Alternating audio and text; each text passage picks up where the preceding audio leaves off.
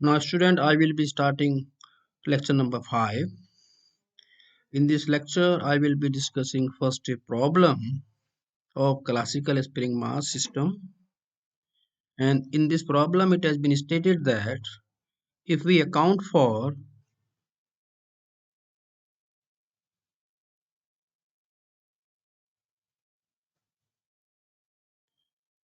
the spring mass, then its value one third should be added to the main mass for this purpose. You are having a spring K, it is having a spring mass ms,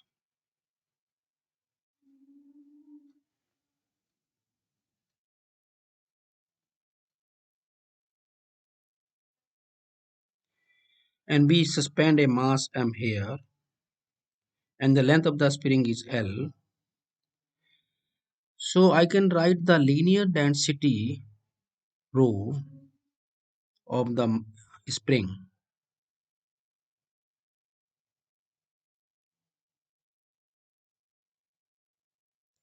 nothing but mass per unit length of the spring.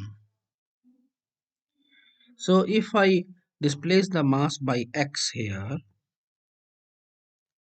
then it will be having a velocity x dot and acceleration x double dot. So here the spring is fixed at this point. So it will be having a velocity 0 for this point of the spring. But at this point, the velocity of the spring will be equal to the velocity of the mass, which is basically x dot here. So if I draw a velocity profile of this spring from this point to this point, this is your x dot here. So it will be a linearly varying item. So if I take a elemental length here of dy,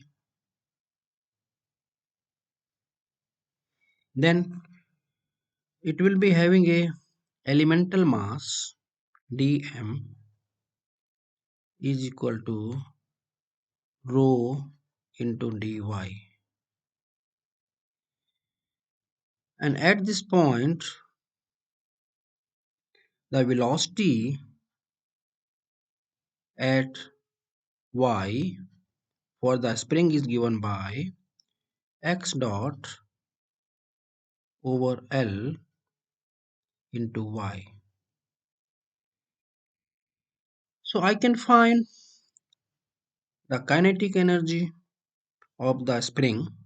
I will like to find out first the kinetic energy of the elemental mass. So kinetic energy of the spring for its elemental mass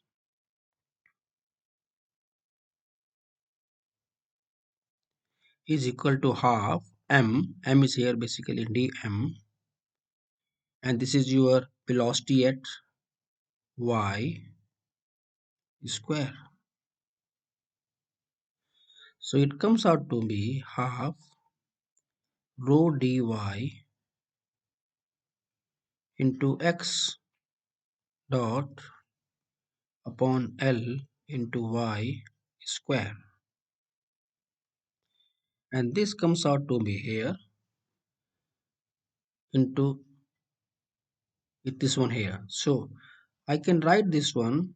So I can write the total kinetic energy of the spring will be the integration of this one, nothing but half rho x dot square upon L square into y square into dy, the integration over a length of 0 to L. For a given system, density of the spring wire, length of the spring wire, and the velocity at this point is constant. So I can make an integration of this equation and it will come out to be half rho x dot square upon L square L cube upon 3,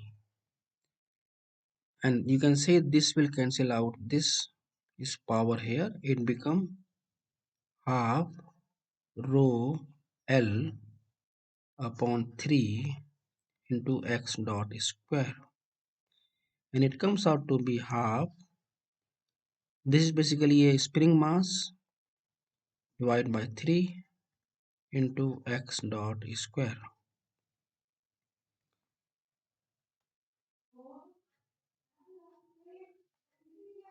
Now this is the kinetic energy of the spring. Now I can find the kinetic energy of the, you will be having a kinetic energy of the suspended mass m here is equal to half m into corresponding velocity square. Then you will be having a potential energy of the spring, nothing but strain energy of the spring is equal to half kx square. Now I can apply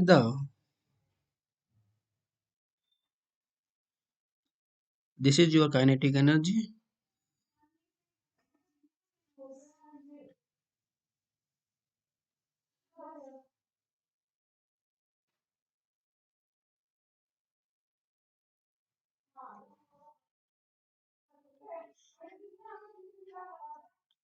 This is your kinetic energy of the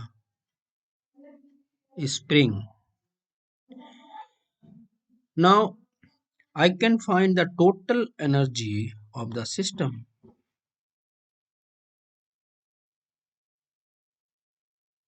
is given by E is equal to the sum of these three.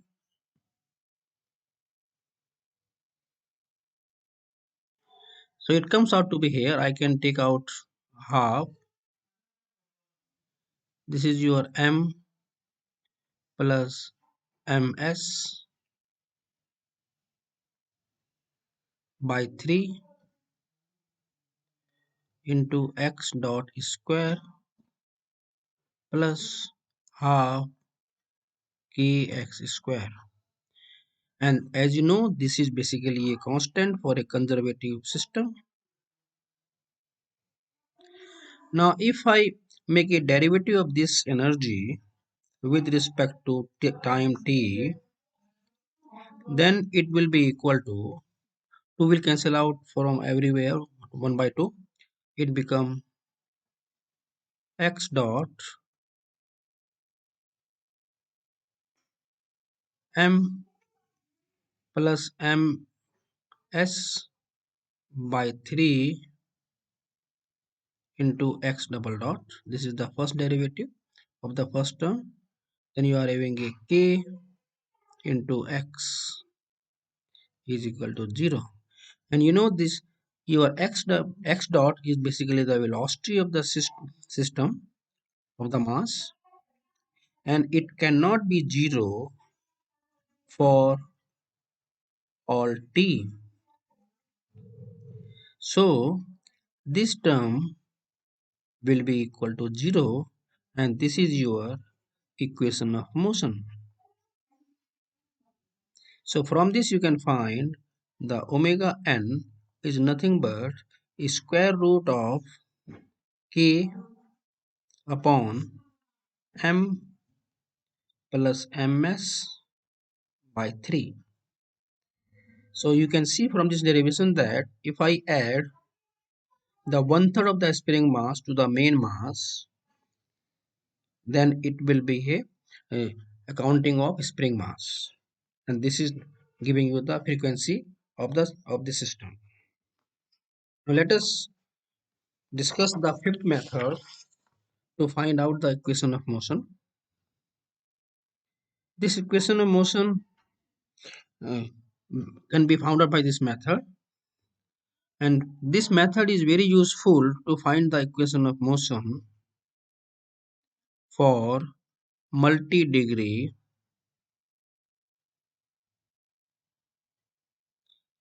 freedom system.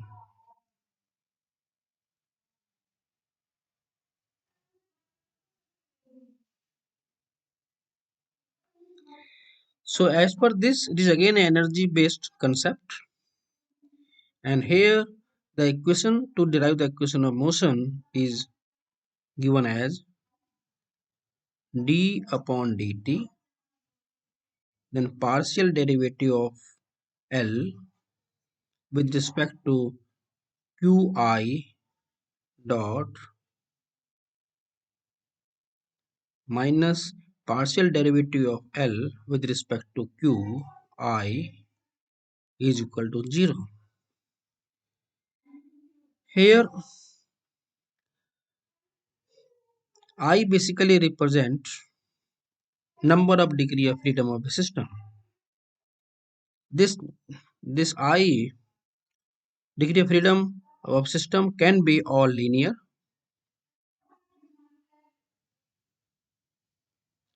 it can be angular, and it can also be a combination of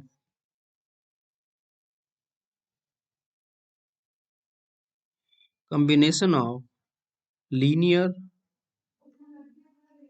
and angular motion. So here L represent the Lagrange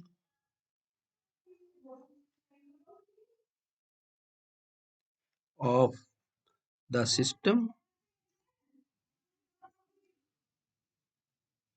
and it is equal to the difference of kinetic energy and the potential energy. Here dot represent time derivative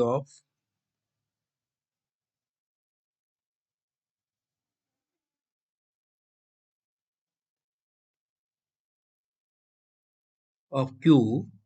So naturally this will be nothing but the velocity or angular velocity depending upon the motion you have.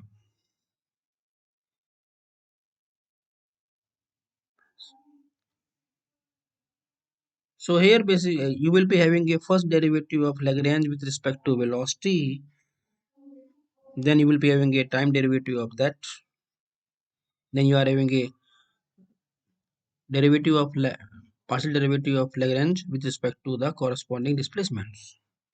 So by this equation, as you know, it is an energy based approach, and again it is very simple as compared to force concept and methods, where we have to consider the direction of the forces there very accurately. So I will not solve any problem based on this, but if you solve this problem, if you solve any problem by this method, you will be getting the same answer. And you will find this method quite easy to apply for complex systems. Now let us come to the next problem. It is a string problem having a mass m attached with the string, and the strings are fixed at some points. The tension in the string is given by T, and externally this is tensile in nature, but internally it will be compressive in nature, like this. The mass is attached at a distance of A from one end, and total length between the two fixed point is L. So when I displace the mass m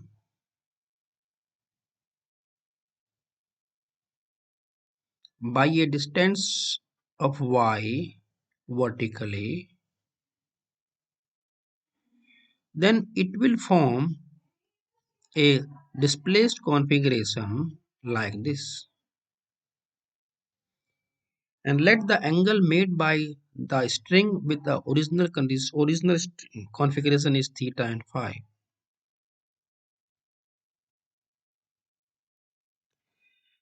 So again, we will assume that the tension remain the same here, and this is your internal representation of the tension in the string. So I can make a horizontal and vertical component here. So this is your theta here, and this is your phi here. So if I make a free body diagram of the mass separately, this is your mass m,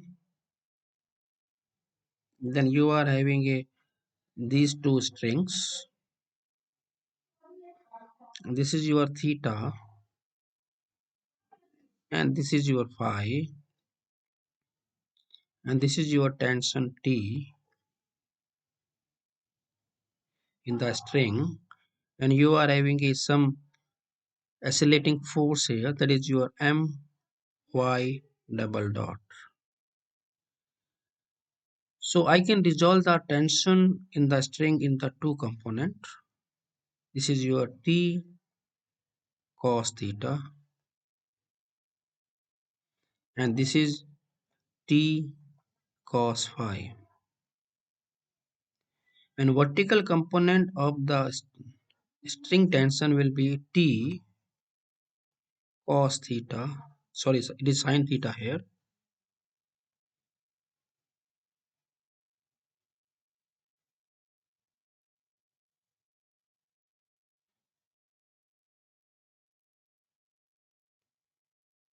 plus sin phi. When theta and phi are small, then this will be equal to approximately equal to T, and this will also be approximately equal to T, and it is in equilibrium condition in the horizontal direction. So we can assume that there is no horizontal motion of the mass, and this will come out to be T for this value, this will come out to be T tan theta plus tan phi, and this will come out to be here. If I use this diagram here, tan theta value is given by y upon a plus this is your y upon L minus a. This is your L minus a. So this will come out to be Ty into a. Sorry, a will cancel out here. If you take this LCM, you are going L upon a into L minus a. So this will come out to be your restoring force.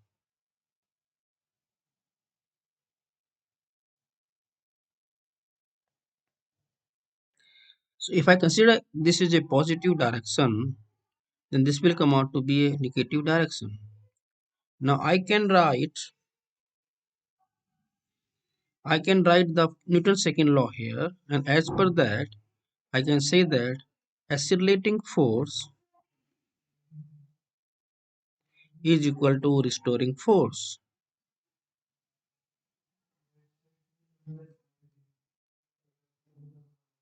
Nothing but m y double dot is equal to minus TL upon A into L minus A into Y. So this will come out to be this will give you the equation of motion, nothing but my double dot plus TL upon A L minus A into Y is equal to 0, and this is your equation of motion for the mass attached with the string. So from this I can write the frequency of vibration for the mass is nothing but square root of TL upon A into L minus A into M. So here this is the equation frequency of the system mass in radian per second. Now if your A is equal to L by 2, it means when mass is attached at the center of the string, then omega n will be equal to 1 L will cancel out, it become 4T upon ml. So this is the frequency of the string attached having a mass m here. Now let us solve a problem of this here. This is a problem of fluid mechanics which you will study in the next semester. And here you are having a cylinder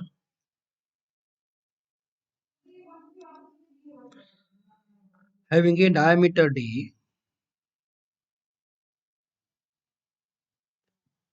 and here the weight of the cylinder is W,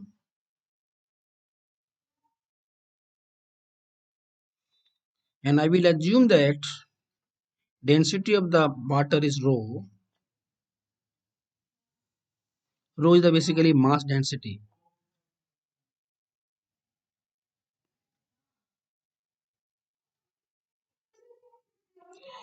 So here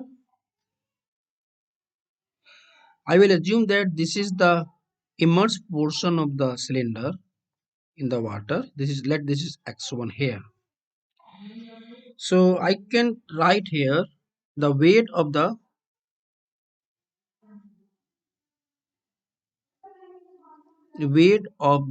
cylinder, and you know that this is equal to the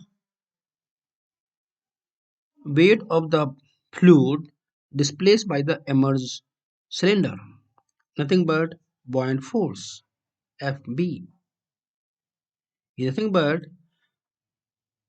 displaced portion is nothing but pi by 4 volume. We calculate the volume first of the immersed one, x1. This is the volume. Multiply it by rho, it become mass. When I multiply by g, it become a force. So you can say this is the weight of the cylinder. Now if I displace the cylinder by x,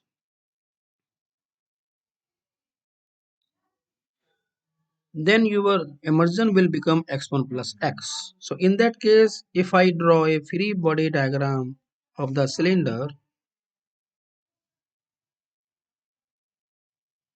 here, so you are having a weight of the cylinder W acting downward. When I displace it by x, then you are having a accelerating force, nothing but m into x double dot. This is your accelerating force.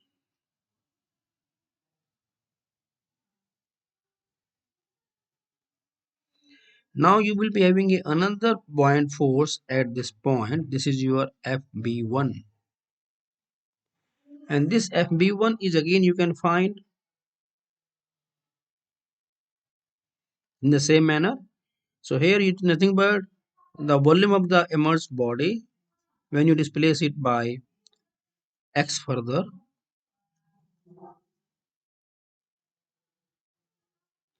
into x plus x1 into rho into g.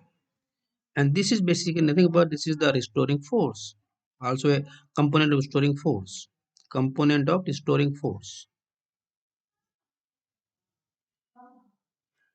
Now I can apply the Newton's second law here again, and you will see that here accelerating force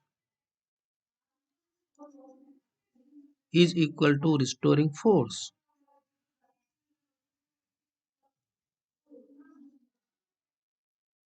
So here is nothing but W upon G into X double dot is equal to, if I consider this is a positive direction, it become a negative direction for the forces.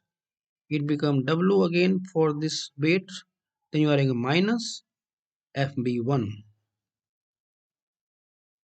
I can put the value of FB1 here. From this it become W minus pi by 4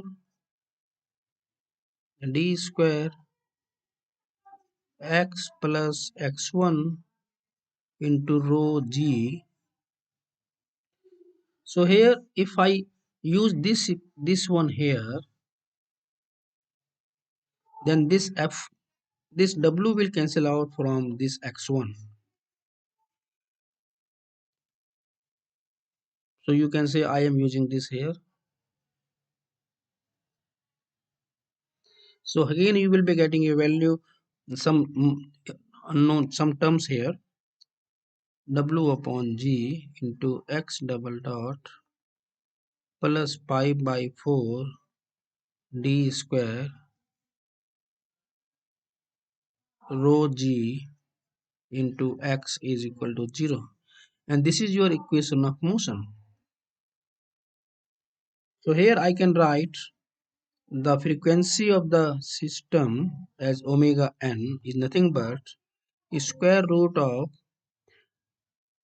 this upon the coefficient of x double dot, nothing but pi 4 d square rho g upon w into g square.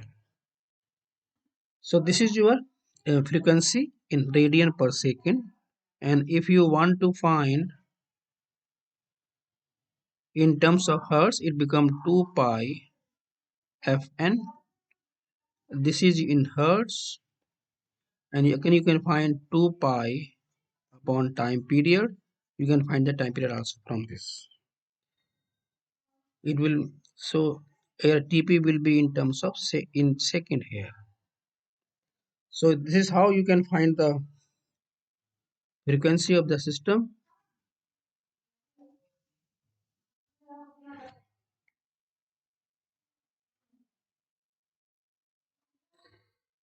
Now I will not solve this problem. We'll solve these two problems. This problem is having basically two components, parts. In the second part, I will be putting a spring here. So here the problem is that you are having a wire, and we attach a weight W here of 150 Newton, and it is attached to a wire having a diameter 1 millimeter and length 3 meter or 3000 millimeter, and this whole system is moving with a velocity of 12.5 centimeter per second. When the whole system is stopped instantly, suppose it strike to a some dead end, and because of that the system will suddenly stop, and the system will be having some vibratory motion. So in this problem we can find the static deflection of the wire, and this is nothing but the force, the weight W upon area of the wire, it becomes stress, upon E it becomes strain, and I put L here, it become delta ST. Is nothing but 150 upon pi by 4 into 1 square millimeter square into, I will put 3000 here, and I will put the value of E in gigapascal. I will make it to megapascal. It become 200 into 10 raised to power 3, and it will come out to be 2.86 millimeter. And you also know a formula of frequency when delta st is known to us. And as per this formula, we can say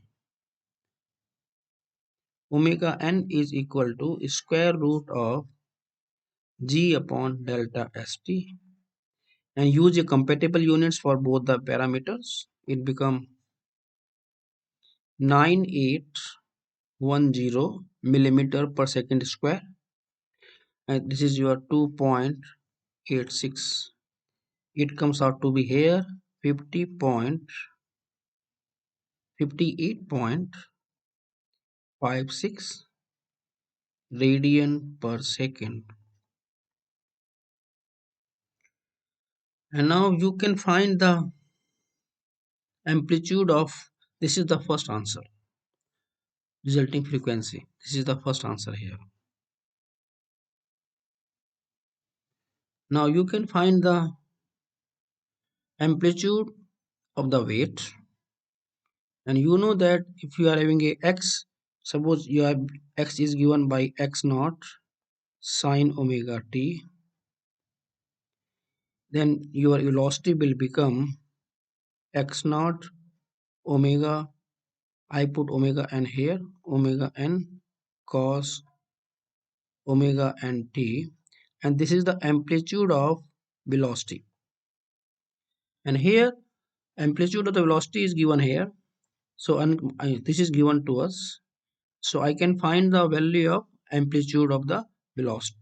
Amplitude of x naught is basically the amplitude of vibration. So your x naught, or I can say velocity,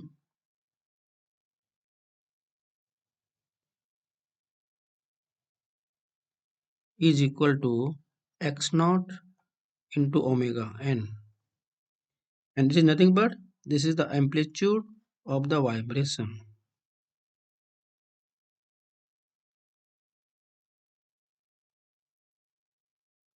into omega n. So I can write the amplitude of the vibration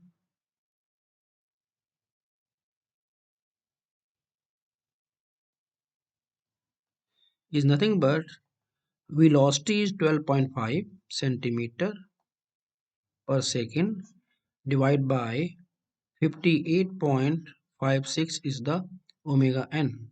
It become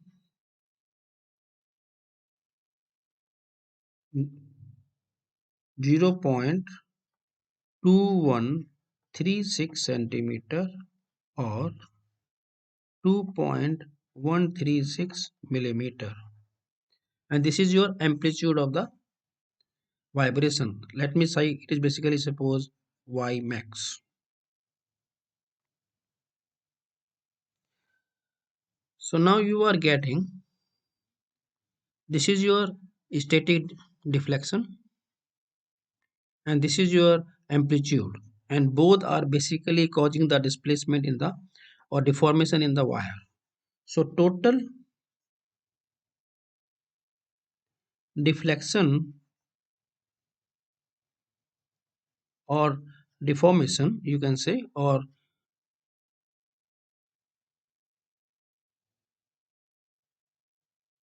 in the wire is equal to 2.86 plus 2.136, and it comes out to be 4.995.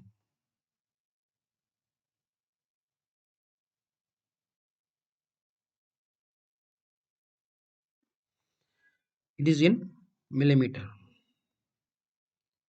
Now you got the maximum deflection or maximum deformation in the wire, and from this you can find the stress induced in the wire. It become E into epsilon, nothing but E into delta L deformation. This is your delta L upon L. If I use the compatible units here, it become 200 into 10 to the power 3. This is in megapascal into 4.95 upon length of the wire in millimeter. All units are put in a compatible manner. It become 333 megapascal. And this is the stress induced because of this system in the vibration. Now in the next problem, I am adding a spring between the mass and the wire. So here again you are having a one wire here, then I put a spring, and then you are having a mass here. This is your spring stiffness K. So here this is given, stiffness is given as 50 Newton per millimeter, and again you are having a same thing here for the complete system. Wire in the system, L is equal to 3 meter, diameter is equal to 1 millimeter, and velocity is equal to 12.5 for a complete system, centimeter per second. So here the static deflection will be basically because of the two components. One because of the wire, and second because of the spring. So here this already known to you, it is basically 2.86. This is 2.86 here. I will use this here.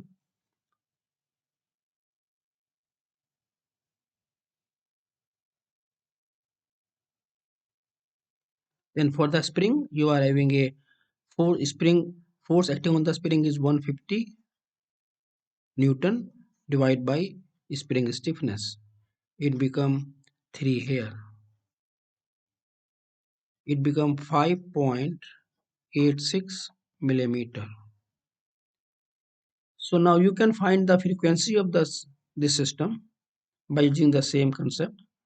Your omega n is equal to square root of g upon delta st. It will come out to be here 9810 upon 5.86, and it comes out to be 40.92 radian per second. And you can say this frequency is lesser than our earlier case when there is no spring. Earlier you have got 58.6 radian per second. Now again you can find the amplitude of, this is the one answer, first answer of this problem. Now second answer is the amplitude of the vibration of the weight, and the maximum stress induced in this. So here you can find the amplitude of vibration first for the complete system. So amplitude of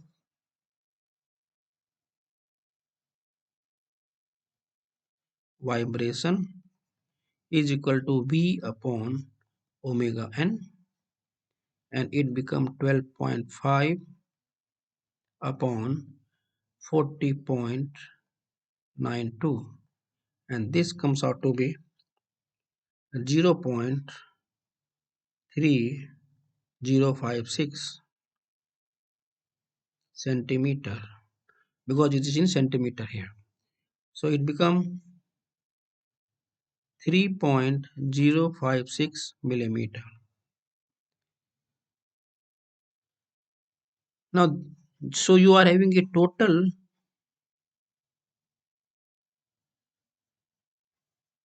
deformation in the system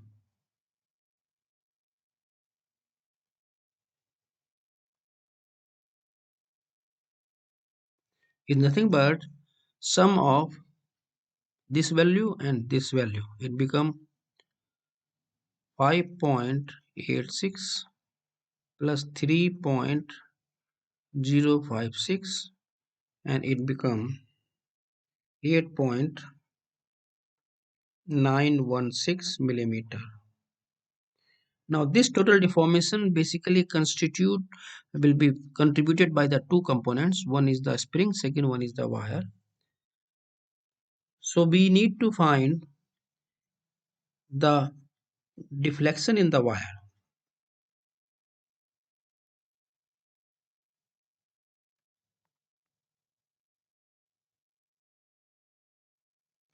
and this will be given by in a so in this equation we are having a ratio of 2.86 and 3 for the deflection for a wire and the spring respectively.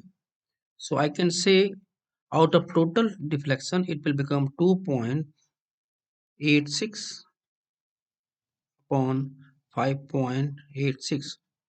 This is the ratio of wire deflection from the total. So from this you can find 8 point, this is your total deflection. So in this way you are getting a deflection in the wire because of the static deflection as well as because of the vibration, and it comes out to be 4.35 millimeter. Again you can see the wire will be having a less deflection as compared to our first case. In the first case you are getting a deflection is given by 4.995. So there is a reduction in the spring, there is reduction in the wire deflection. It is mainly because of the putting the spring there, and this is the purpose of spring in our dashboard and the shock absorber. They will reduce the spring stresses in the system. So you can find out the stress in the wire, nothing but E into strain is equal to E into delta L upon L. This is your delta L of the spring, sorry, wire. It become 200 into 10 to the power 3 into 4.35 upon 3000. All are incompatible units again. It become 290 megapascal. Now if you want to find out the reduction in the stresses because of the application of a spring, then you can write reduction in the stress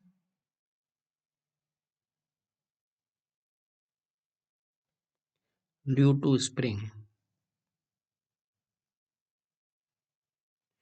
nothing but earlier you are having a 333 megapascal, then you are having a 290 for spring. This is 3333. It become approximately 13% reduction in the stresses, and you will be getting less mm, probability for the damage of the system. So this is the main application of the spring. Now let us solve one more problem. So this is a pendulum, and we are having a mass m attached to a through with some rod, and this rod is basically massless and rigid body.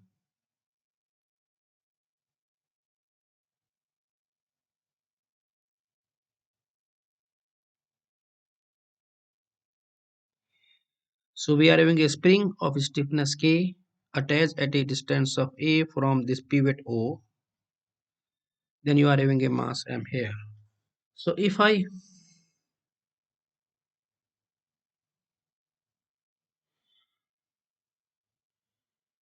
If I consider here delta st as a static deflection of the spring,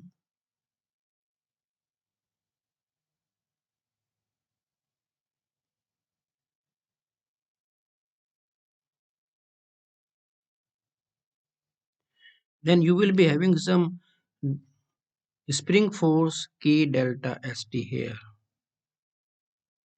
and this will be under tension initially, but externally it is tensile, but internally it is compressive here. So if I take a moment about the point O for all the forces, considering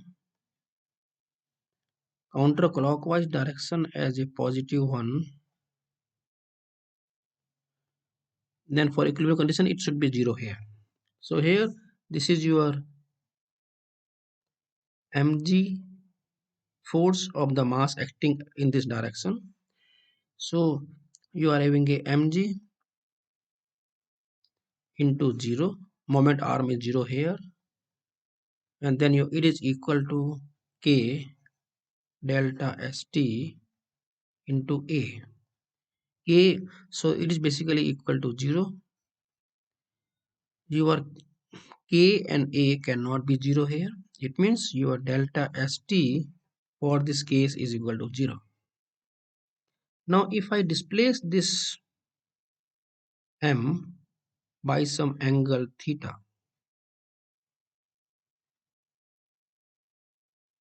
this is your displacement theta here. So again I can draw the gravitational force of the mass, that is your mg here. This is again theta.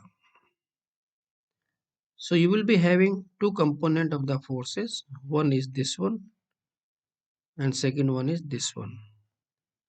This is basically equal to mg sine theta, and this is given by mg cos theta. So because of that, now it is a angular motion, so you will be getting a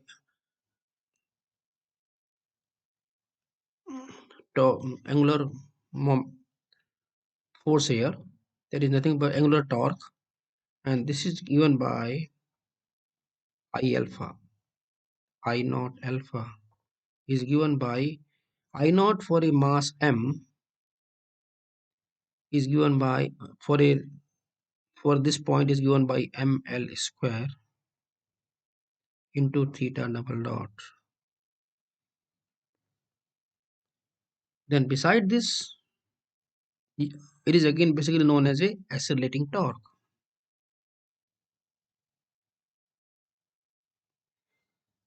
So now you are having this is your displacement in the spring is given by a theta, and multiply it by k, it is your spring force. Again this is internally compressive in nature. So because of that you are getting some spring torque here about the point O, and it is given by Ka theta into A, nothing but Ka square into theta. So now you are having a this two torque here. Now you will be getting a one more torque because of this mg sine theta, and because of that you are getting a torque is given by mg sine theta will become theta for a small value of theta into L. So you are getting all the torque here, and so now you can apply the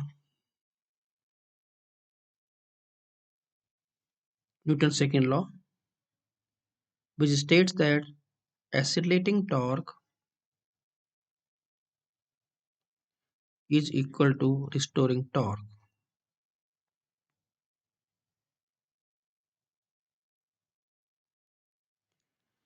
So out of this all the torque, you are having only one torque is equal to accelerating torque, nothing but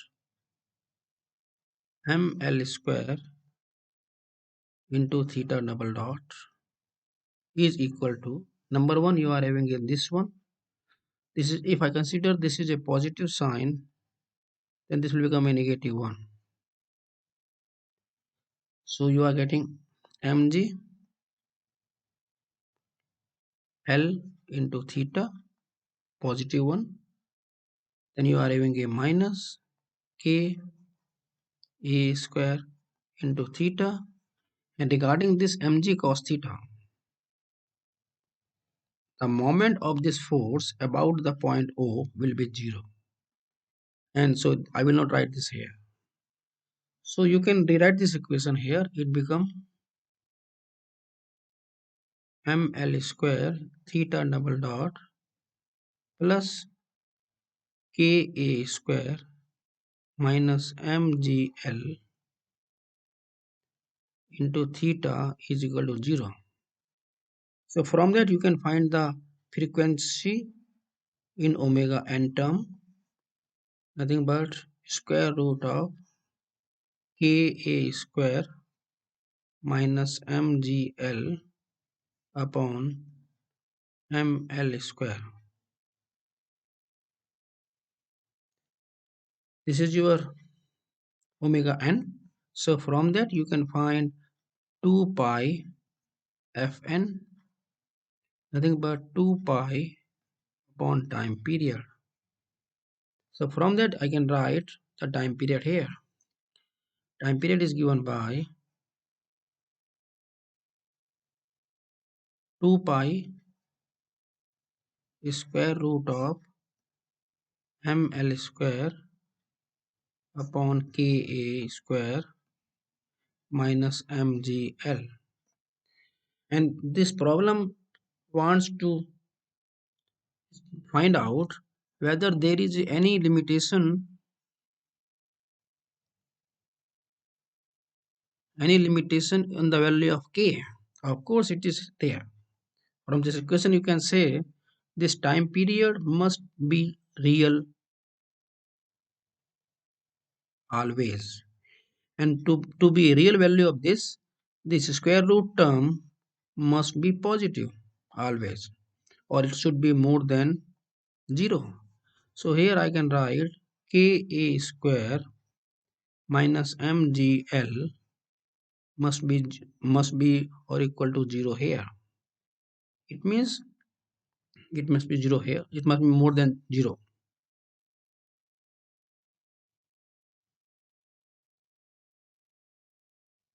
So here it should be more than 0 here, or I can say k should be more than mgl upon a square, and this is the condition to be a real system of vibration type for this problem.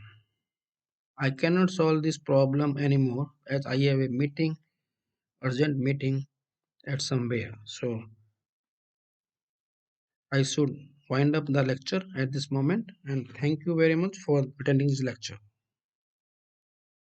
Okay, Mukul? Bye.